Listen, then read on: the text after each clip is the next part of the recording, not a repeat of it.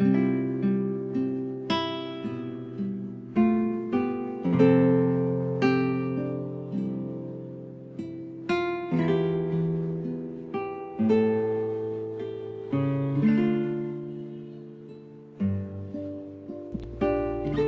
mabuting balita ng Panginoon ayon kay San Mateo. Nung panahong iyon, iniwan ni Jesus ang mga tao at pumasok sa bahay.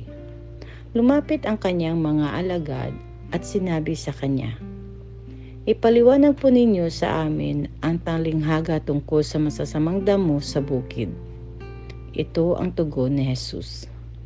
Ang anak ng tao ang naghahasik ng mabuting binhi. Ang bukid ay ang sanlibutan.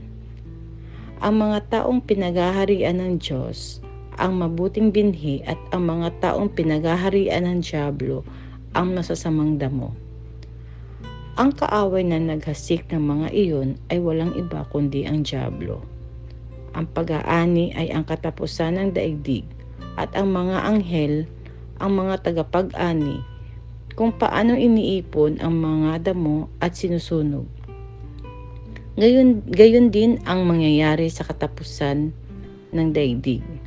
Susuguin ng anak ng tao ang kanyang mga anghel, at iipunin nila mula sa kanyang pinaghaharian ang lahat ng nagiging sanhi ng pagkakasala at ang lahat na gumawa ng masama, at ihahagis sa manigas na pugon.